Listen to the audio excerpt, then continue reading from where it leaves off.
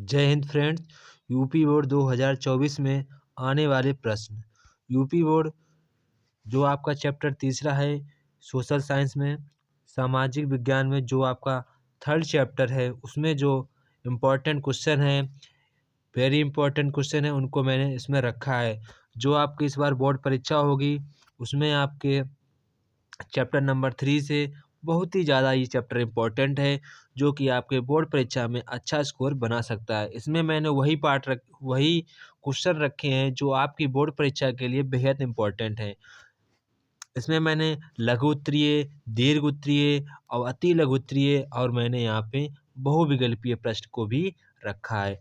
तो चलो हम बिना किसी देरी के वीडियो को स्टार्ट करते हैं। अगर आप हमारे चैनल पे नए हैं तो चैनल को सब्सक्राइब कर दें और अपने सभी फ्रेंडों को शेयर भी कर दें। लाइक करना तो बिल्कुल ही ना भूलें। तो यहाँ पर हमारा पहला प्रश्न है, विश्व व्यापार संगठन WTO की स्थापना किस वर्ष की गई थी? तो आपको केवल वीटीओ का फुल फॉर्म भी यहाँ पे पता चल गया कि हमारा वीटीओ का फुल फॉर्म क्या होता है।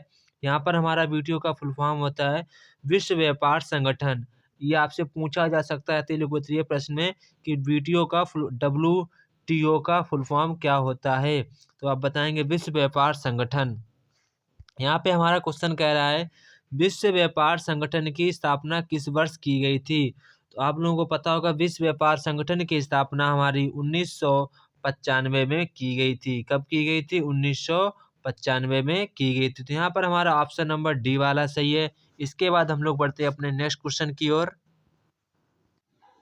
नेक्स्ट क्वेश्चन है हमारा, मानव अधिकार दिवस कब बनाया जाता है? ऑप्शन ए है हमारा, ऑप्शन का है 10 दिसंबर, 15 अगस्त, 20 अक्टूबर, 26 दिसंबर। तो यहाँ पर हमारा इसका सही जवाब होगा ऑप्शन नंबर ए 10 दिसंबर। क्या होगा? 10 दिसंबर। ये वेरी इंपॉर्टेंट क्वेश्चन है। मानव अधिकार दिवस कब बनाया जाता है? 10 दिसंबर को बनाया जाता है। इसके बाद हमारा नेक्स्ट क्वेश्चन है 3। 1785 ईस्वी में सूत काटने वाली मशीन का आविष्कार किसने किया था? ऑप्शन ए हारग्रीव्स, ऑप्शन का रिडले, ऑप्शन का स्टैनली, ऑप्शन घ है हमारा जोहन। तो यहाँ पर हमारा जो सूत काटने वाली मशीन है उसका सूत जो काटा जाता है सूत, उसका वो कब बनाई गई थी? 1785 ईस्वी में उसका आविष्कार हुआ था। वो किसने किया था? वो हमारा आविष्कार किया था हारग्रीव्स ने। किसने किया था? हारग्रीव्स ने। ये भी इम्पोर्टेंट क्वेश्चन है, हारग्रीव्स ने किया था। इसके बाद हमारा नेक्स्ट क्वेश्चन है क्वेश्चन नंबर 4।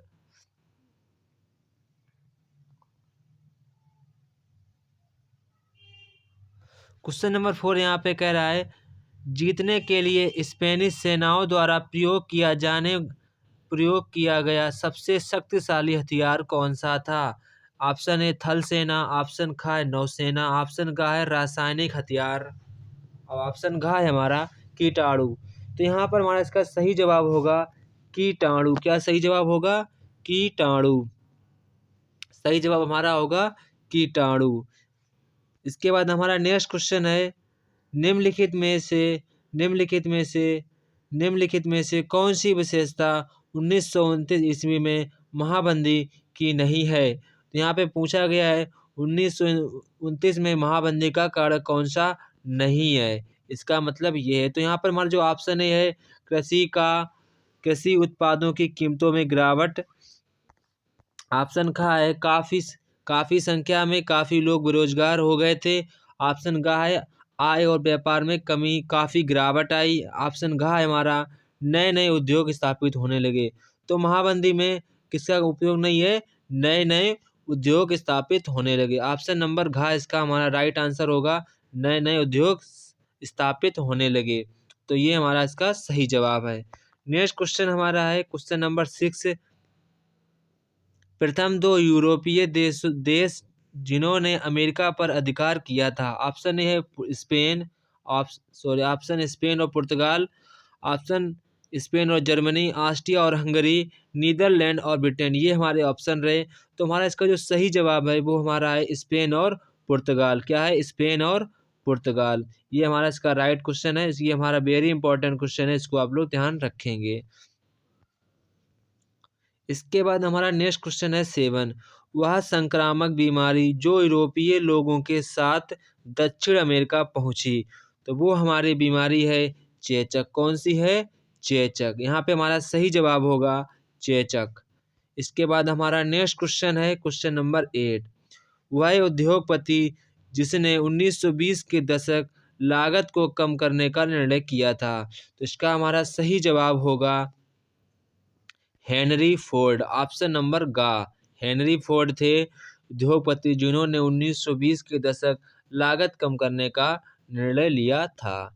इसके बाद हमारा नेक्स्ट क्वेश्चन है IMF। IMF IMF international money fund यानी कि अंतर्राष्ट्रीय मुद्रा कोष, ये इसका फुल फॉर्म होगा।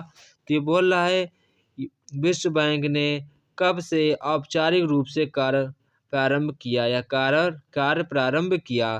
तो ऑप्शन ए हमारा है 1947, 1945, 1946, 1948।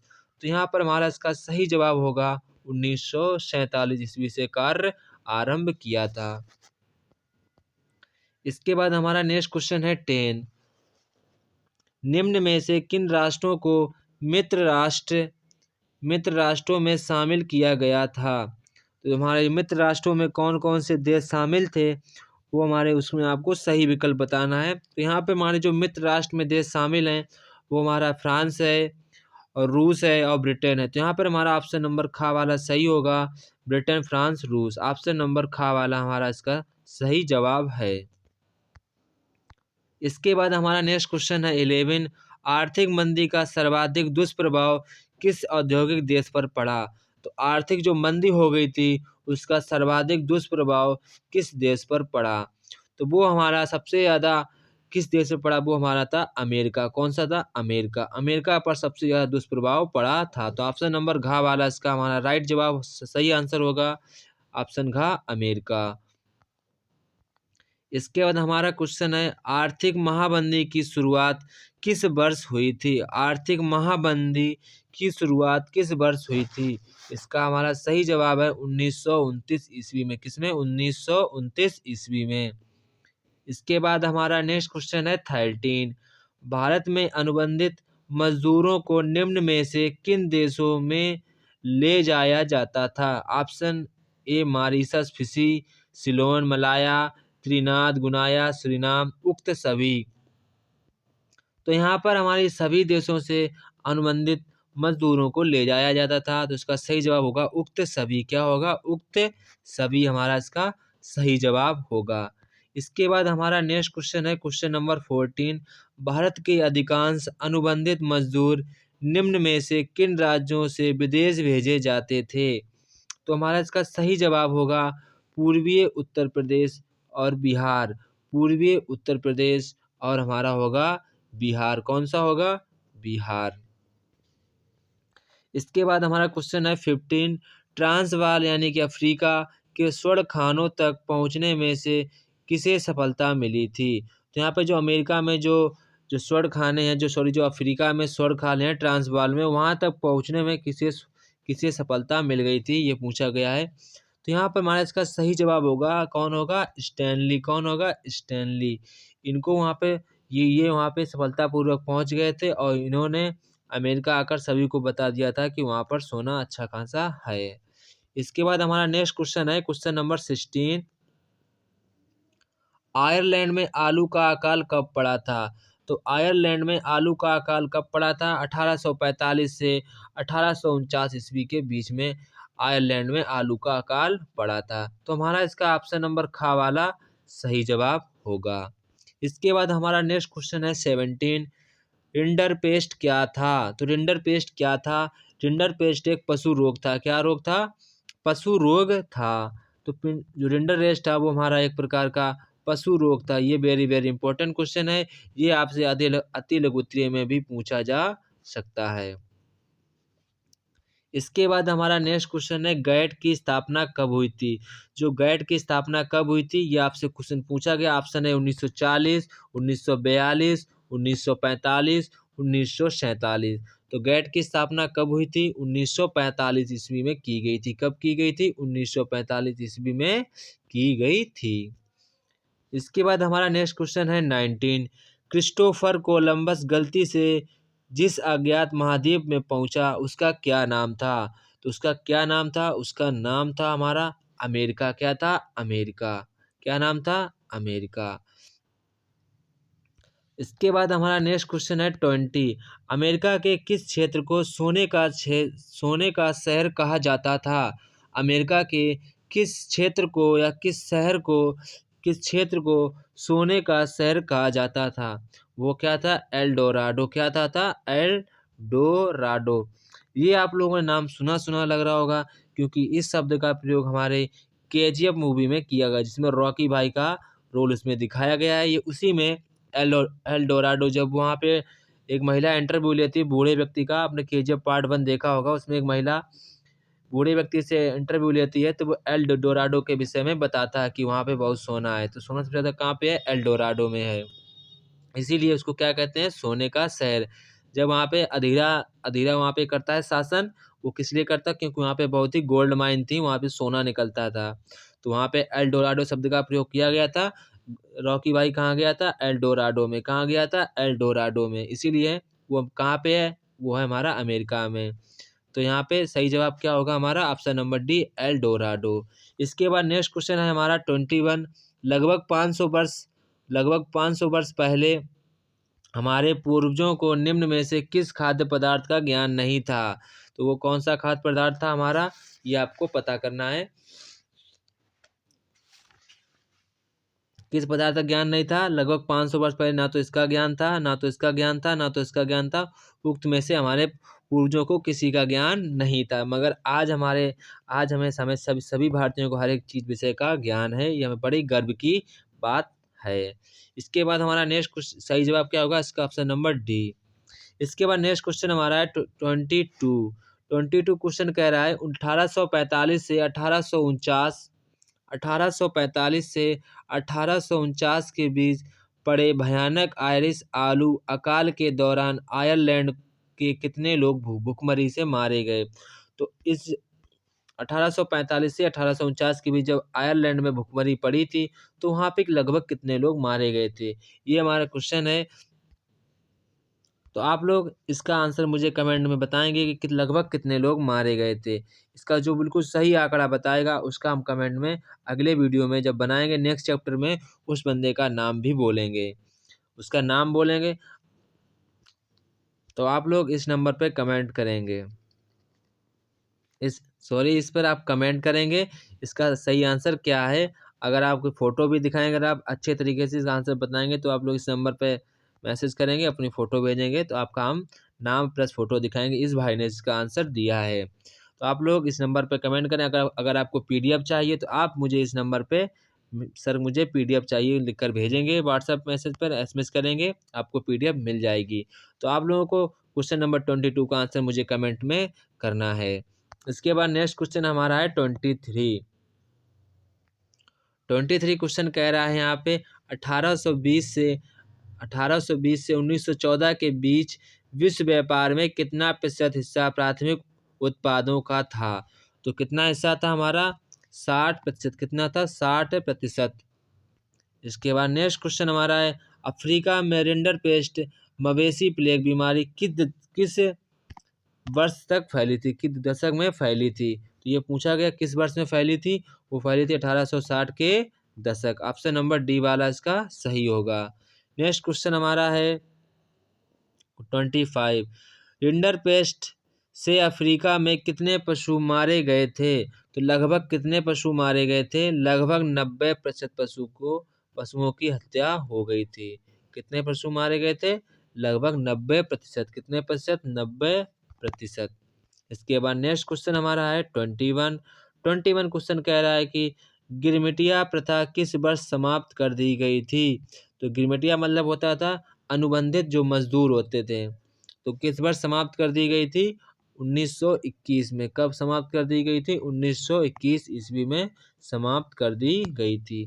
तो ये हमने मल्टीपल चॉइस क्वेश्चन करा दिए हैं, जो कि बहुत ही इम्पोर्टेंट क्वेश्चन थे, आपकी परीक्षा के लिए बेहद ही इम्पोर्टेंट क्वेश्चन थे, आपको पढ़कर अच्छा भी लगा होगा। अब हमारा जो नेक्स्ट टॉपिक है वो हमारे हैं अति लघुत्तरीय प्रश्न। कौन से प्रश्न हैं? अति लघुत्तरीय प्रश्न। यहाँ से हमने अति लघुत्तरीय प्रश्न रखे हैं जो कि आपकी परीक्षा में आएंगे। भैया तो ये मैंने इंपॉर्टेंट क्वेश्चनों को रखा है, तो यहाँ से आपकी अति लघुत्तरीय प्रश्न स्टार्ट होंगे। तो यहाँ पे जो हमारा पहला प्रश्न है इसको हम पढ़ते हैं। पहला प्रश्न हमारा दिया गया है, पहला प्रश्न हमारा है 19वीं शताब्दी में हजारों की संख्या में लोग यूरोप से अमेरिका क्यों जाने लगे? तो ये हमारा क्वेश्चन है, इसका आंसर मैंने लिख दिया है। तत्कालीन यूरोप में गरीबी, भुखमरी, बीमारियों एवं रोजगारी का बहुमूल्य था। धार्मिक दृष्टि से असंतुष्टों को कठोर दंड के प्रावधान, अमेरिका में संसाधनों की बहुलता तथा कृषि योग्य भूमि की अधिकता एवं जनसंख्या की कमी के कारण थे, जिनके चलते यूरोपीय लोगों ने अमेरिका का रुख किया। तो ये हमारा इसका सही जवाब हो जाएगा। इसके बाद नेक्स्ट क्वेश्चन हमारा है क्वेश्चन नंबर 2। प्रथम विश्व युद्ध किन गुटों के मध्य लड़ा गया था? यानी कि प्रथम विश्व युद्ध किन किन के बीच में हुआ था? प्रथम विश्व युद्ध मित्र राष्ट्रों एवं केंद्रीय शक्तियों के बीच लड़ा गया था। मित्र राष्ट्र में ब्रिटेन, फ्रांस और रूस थे। ये आपको याद रखना है कि मित्र राष्ट्र में कौन कौन से देश शामिल थे। तो वो हमारा था फ्रांस और रूस और ब्रिटेन। और केंद्रीय राष्ट्रों में कौन कौन शामिल था? जर्मनी, ऑस्ट्रिया, हंगरी और ऑटोमान तुर्क शामिल थे। ये हमारा इसका सटीक जवाब है। आप लोगों को परीक्षा में ऐसे सटीक जवाब लिखने होंगे। इसके बाद हमारा नेक्स्ट क्वेश्चन है, नई आर्थिक प्रणाली से क्या तात्पर्य है? नई आर्थिक प्रणाली से क्या तात्पर्य है? अंतर्राष्ट्रीय व्यवस्था में वह व्यवस्था थी जिसमें विकासशील देश अपने संसाधनों पर सही मायने से नियंत्रण कर सकें, जिसमें उन्हें विकास के लिए अधिक आर्थिक सहायता प्राप्त हो, कच्चे माल का उचित मूल्य मिले और तैयार माल को विकसित देशों के बाजारों से पहुंचाना और बेचना संभव हो सके। ये हमारा इसका सही जवाब होगा। इसके बाद हमारा नेक्स्ट क्वेश्चन है 4। क्वेश्चन 4 कह रहा है, यूरोपीय लोगों के साथ कौन सी बीमारी पहुंची थी? तो यूरोपीय लोगों के साथ कौन सी बीमारी पहुंची थी? यूरोपीय लोगों जिनमें स्पेन के अफसर और सैनिक विशेष रूप से शामिल थे, चेचक की बीमारी अमेरिका पहुंची। कौन सी बीमारी पहुंची थी? चेचक की। कौन सी? चेचक की। इसके बाद नेक्स्ट क्वेश्चन हमारा है 5। NIO का आशय क्या है? NIO का जो फुल फॉर्म है वो हमारा है न्यू इंटरनेशनल इकोनॉमिक ऑर्डर। ये हमारा इसका फुल फॉर्म है। इस इस नई व्यवस्था का उद्देश्य विकासशील देशों को अपने साधन पर सही मायने में पूर्ण नियंत्रण मिलना था। ये इसका उद्देश्य था, यह इसका आशय था। नेक्स्ट क्वेश्चन हमारा है क्वेश्चन नंबर 6। पूर्व संसार 16वीं शताब्दी में संकुचित क्यों होता गया? इसका सही उत्तर हमारा है 15वीं शताब्दी में यूरोपीय नागरिकों ने दिशा सूचक यंत्रों की सहायता से विश्व के कई देशों के लिए समुद्री मार्गों की खोज की, जबकि 16वीं शताब्दी में भाप इंजन का आविष्कार से समुद्री परिवहन का बड़े पैमाने पर विकास हुआ। ये हमारा इसका सटीक जवाब है। नेक्स्ट क्वेश्चन हमारा है 7। G77 की स्थापना का उद्देश्य क्या था? G77 की स्थापना का उद्देश्य क्या था? इसका सही जवाब होगा हमारा विश्व के विकासशील देशों को 50 और 60 के दशक में पश्चिमी अर्थव्यवस्था के विकास से कोई सहायता नहीं मिली, इसलिए विकासशील देशों ने अपने विकास हेतु G77 नामक संगठन का स्थापना कर लिया था। ये हमारा इसका राइट रीजन है। इसके बाद हमारा नेक्स्ट क्वेश्चन है क्वेश्चन नंबर 8। क्वेश्चन नंबर 8 कह रहा है, द्वितीय विश्व युद्ध कब हुआ था? द्वितीय विश्व युद्ध कब हुआ था? 1939 से 1945 के बीच में द्वितीय विश्व युद्ध हुआ था। इसके बाद नेक्स्ट क्वेश्चन हमारा है, नेक्स्ट क्वेश्चन कह रहा है कि द्वितीय विश्व युद्ध में मित्र राष्ट्र और धुरी राष्ट्रों के बारे में बताइए। तो आपको बताना है कि मित्र राष्ट्र में कौन कौन से देश शामिल थे और धुरी राष्ट्र यानी कि केंद्रीय राष्ट्र में कौन कौन से देश शामिल थे। तो यहाँ पे मित्र राष्ट्र में कौन कौन से देश शामिल थे जब द्वितीय विश्व युद्ध हुआ था। तो मित्र राष्ट्र में कौन कौन से देश शामिल थे? ब्रिटेन था, एक फ्रांस था, एक अमेरिका था और हमारी सोवियत संघ भी शामिल था। कौन था? यानी कि सोवियत संघ भी शामिल था, यानी रूस। क्या कहते हैं? रूस। और जबकि धुरी देश में कौन सा था? जर्मनी था, इटली था और जापान आदि देश शामिल थे। इसके बाद नेक्स्ट क्वेश्चन हमारा है 10। क्वेश्चन नंबर 10 कह रहा है, किस आकर्षण से आकर्षित होकर यूरोपीय अफ्रीका आते थे? यूरोपीय देश खनिज संसाधनों के आकर्षण से आकर्षित होकर अफ्रीका आते थे और साथ ही अफ्रीका के विशाल भूक्षेत्र और बाजार पर यूरोपीय नज़र की थी। इसी कारण सभी लोग यूरोप यानी कि अफ्रीका आते थे, क्योंकि अफ्रीका में भू संसाधनों या खनिजों की पूर्णता बहुत अधिकता में मात्रा में पाए जाते हैं। यहाँ पे हमारे अति लघु उत्तरीय प्रश्न मैंने वो जो बहुत ही परीक्षा के लिए इम्पोर्टेंट है, मैंने केवल वही लिखे हैं। आप इन प्रश्नों को तैयार कर कर अपनी अपनी कॉपी से या बुक से या किसी किताब से आप इन प्रश्नों को तैयार करेंगे, क्योंकि ये जो बोर्ड परीक्षा के जो मैंने प्रश्न लिखे हैं, very very very very important मैंने क्वेश्चन लिखे हैं। आप इन प्रश्नों को तैयार करेंगे तो मैं गारंटी लेता हूँ बोर्ड परीक्षा में इससे बाहर प्रश्न नहीं आएंगे। तो यहाँ पर जो हमारा पहला प्रश्न है वो कह रहा है, प्रथम विश्व युद्ध ने ब्रिटेन की अर्थव्यवस्था पर क्या प्रभाव डाला? तो आपको ये आंसर को तैयार करना है कि प्रथम विश्व युद्ध ने ब्रिटेन की अर्थव्यवस्था पर क्या प्रभाव डाला। तो आप लोगों को इस पर लिखना होगा कि विश्व युद्ध में देखो लोगों की बेरोजगार हो गए लोग, वहाँ की अर्थव्यवस्था बिगड़ गई, वहाँ की जो बिल्डिंग है, वहाँ की जो इकॉनमी है, वहाँ के लोगों के जो देश के प्रति जो उम्मीदें थी वो बदल गई।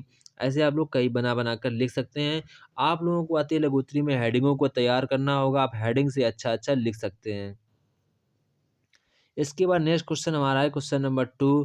क्वेश्चन नंबर 2 कह रहा है, कारण जो ला था के निरस्त होने के बाद ब्रिटेन की खाद्य समस्या का हल किस प्रकार से हुआ, स्पष्ट करें। आपको ये प्रश्न भी तैयार करना, कारण ला किसे कहते हैं, उसकी समस्या ब्रिटेन में क्या क्या हुआ था, आपको पढ़ना है। इसके बाद नेक्स्ट क्वेश्चन हमारा है, रेंडर पेस्ट या मवेशियों प्लेग पर अफ्रीका पर क्या प्रभाव पड़ा। तो ये तो आप सभी बच्चे जानते हैं बहुत ही अच्छी तरीके से, तो आप लोग इस प्रश्न को भी तैयार करेंगे। इसके बाद नेक्स्ट क्वेश्चन हमारा है क्वेश्चन नंबर 3। कार्न लॉ को समाप्त करने के बारे में ब्रिटिश सरकार के फैसले का टिप्पणी कीजिए। इस कानून के एक प्रभाव की चर्चा कीजिए। तो यहाँ पर आप लोगों को एक कानून के प्रभाव की चर्चा भी करनी है। इन प्रश्नों को आपको अच्छी तरीके से तैयार कर लेना है। इसके बाद नेक्स्ट क्वेश्चन है हमारा 4। क्वेश्चन 4 कह रहा है, कार्न लॉ क्यों निरस्त किए गए, किन्हीं 3 कारणों की व्याख्या कीजिए। तो कार्न लॉ को क्यों निरस्त कर दिया गया है, आपको किन्हीं 3 कारणों को बताना है। आपको 3 कारण बताने हैं। तो कार्न लॉ को क्यों निरस्त कर दिया गया, कीमतें बढ़ गई थीं और उद्योगपति सरकार कार्न लॉ को समाप्त करने का दबाव डाला था, और कार्न लॉ के आयात पर प्रतिबंध लगाने से खाद्यान्नों के मूल्यों में अत्यधिक वृद्धि के कारण ब्रिटेन के लोगों के सम्मुख भरण पोषण की समस्या उत्पन्न हो गई थी। इसी कारण कार्न लॉ को निरस्त कर दिया गया था। तो ये भी आपका प्रश्न हो गया, कार्न लॉ को निरस्त कर दिया गया था। इसके बाद नेक्स्ट क्वेश्चन हमारा 5। रेशम मार्ग की 3 विशेषताओं की व्याख्या करनी है। रेशम मार्ग के बारे में 3 आपको विशेषताएं लिखनी है। बहुत ही इंपॉर्टेंट क्वेश्चन है। इसके बाद नेक्स्ट क्वेश्चन हमारा है G77। क्या है G77, यानी कि G70 ग्रुप कहते हैं, समूह, यानी कि इसको क्या कहते हैं, समूह 77 क्या है। और समूह 77 के देशों ने नई औद्योगिक आर्थिक प्रणाली की क्यों मांग की थी, क्योंकि कोई भी देश उन्हें सहायता नहीं करता था, इसलिए उन देशों ने मिलकर एक अपना समूह बना लिया, उसे कहते हैं G77। इसके बारे में आप लोगों को लिखना है। नेक्स्ट क्वेश्चन है हमारा 7, कह रहा है रेशम मार्ग से क्या आशय है। इस प्रश्न को आपको तैयार करना है। फिर रिंडर पेस्ट की बीमारी क्या थी, ये भी आपको पता होना चाहिए। महाबंदी से क्या आशय है। इन प्रश्नों को आपको अच्छी तरीके से पढ़ना है, इनके क्वेश्चन आंसर को अच्छी तरीके से याद करना है। इसके बाद आपको लिखना पता होना चाहिए कि वीटो का क्या अर्थ है। इसे भी आपको अच्छी तरीके से पता होना चाहिए कि लघु उत्तरीय प्रश्न आपको कोई भी प्रश्न नहीं छोड़ने हैं। इसके बाद नेक्स्ट क्वेश्चन हमारा है दीर्घ उत्तरीय प्रश्न। दीर्घ उत्तरीय मैंने 10 प्रश्नों को रखा, आप किन्हीं 5 प्रश्नों को तैयार कर लेंगे तो आप लोग अच्छे मार्किंग कर सकते हैं। तो यहाँ पर हमारा पहला प्रश्न है। पहला प्रश्न कह रहा है कि 1930 के दशक के दौरान यूरोप में छोटे छोटे उत्पादकों और किसानों के समक्ष आई किन्हीं 3 प्रमुख कठिनाइयों की व्याख्या कीजिए। तो आपको ये प्रश्न याद होना चाहिए। इसके बाद नेक्स्ट क्वेश्चन हमारा है 1830-1840 की अवधि में यूरोप में आर्थिक कठिनाइयों के 4 कारण की व्याख्या करनी है। क्या व्याख्या करनी, 4 कारणों की आपको व्याख्या करनी है। इसके बाद नेक्स्ट क्वेश्चन हमारा क्वेश्चन नंबर 3, ब्रेटन वुड्स का समापन और वैश्वीकरण का आरंभ स्पष्ट करें। इसके बाद नेक्स्ट क्वेश्चन हमारा है 4, ब्रिटिश सरकार ने कान लॉ समाप्त करने के लिए क्या किया। यह भी आपको वेरी इंपॉर्टेंट क्वेश्चन आपको पता होना चाहिए। इसके बाद नेक्स्ट क्वेश्चन हमारा 5, भारतीय अर्थव्यवस्था पर महामंदी का क्या प्रभाव पड़ा। ये भी वेरी इंपॉर्टेंट क्वेश्चन, इसको तो आपको अच्छी तरीके से याद होना चाहिए। इसके बाद नेक्स्ट क्वेश्चन हमारा है, ब्रेटन वुड्स समझौते का अर्थ स्पष्ट कीजिए। ये भी आपको पता होना चाहिए। इसके बाद नेक्स्ट क्वेश्चन हमारा है, महामंदी के कारणों की व्याख्या कीजिए। ये तो आप सब बच्चे कर लेंगे, इसको आपको अच्छी तरीके से पढ़ लेना। ये बहुत ही अच्छा प्रश्न है और आसान भी है और इम्पोर्टेंट भी है। इसके बाद आप द्वितीय विश्व युद्ध को इसको इस वाले प्रश्न को अच्छे तरीके से याद करेंगे। इसके बाद आप इस प्रश्न को अच्छी तरीके से याद करेंगे और ये जो नीचे वाला है ये आपको छोड़ देना है, ये इतना इम्पोर्टेंट नहीं है। आप इसे इसे इसे और इस वाले प्रश्नों को अच्छी तरीके से याद कर लेने हैं इनसे आपको। इसके बाद और आपको अधिक लॉन्ग प्रश्न याद करने को नहीं है। मैं चैप्टर वाइज 4 ही 5 लॉन्ग क्वेश्चन बताऊंगा, उन्हें आपको पढ़ना है, जो कि आपके बोर्ड परीक्षा में सटीक से सटीक फंस जाएंगे। इस बात की हम गारंटी लेते हैं। आपको परीक्षा को लेकर कोई टेंशन नहीं करनी है। अगर आप हमारे चैनल पर नए, चैनल को सब्सक्राइब जरूर कर दें, क्योंकि हम आपके लिए इतनी सारी मेहनत कर रहे हैं। आपको इम्पोर्टेंट क्वेश्चन, आपको मल्टीपल चॉइस क्वेश्चन जो बहुत ही इम्पोर्टेंट हैं, वही मैंने चैप्टर वाइज आप लोगों को मिलते रहेंगे। अगर आपको और भी से कुछ चाहिए तो आप मुझे कमेंट बॉक्स में बता सकते हैं, सर इस चैप्टर की मुझे तैयारी करा दीजिए, आपको तैयारी भी मिल जाएगी। अगर आपको PDF चाहिए तो मैंने PDF के लिए नंबर बता रखा है, फिर से बता दे रहे हैं, 95 55 75 66 13 पर आप लोग व्हाट्सएप मैसेज करेंगे, आपको PDF मिल जाएगी। आप लोग परीक्षा की तैयारी अच्छी तरीके से करें, इन प्रश्नों को अच्छी तरीके से पढ़ें और अच्छी तरीके से याद भी करें। इन सभी प्रश्नों को आप लोगों को अच्छी तरीके से पढ़ना है। अगर आप हमारे चैनल पर नए हैं तो चैनल को सब्सक्राइब कर दें और अपने सभी फ्रेंडों को शेयर कर दें। आप लोग सब्सक्राइब जरूर करें और लाइक भी कर दिया करें और अपने सभी फ्रेंडों को शेयर करें, ताकि आपके दोस्त भी साथ पढ़ें, सभी बढ़ें। अगर आप हमारे चैनल पर नए, सब्सक्राइब तो ज़रूर कर दें। जय हिंद दोस्तों, फिर हम मिलते हैं अपने नेक्स्ट वीडियो में। तब तक कि आप सभी लोग अच्छी तरीके से पढ़ाई करें।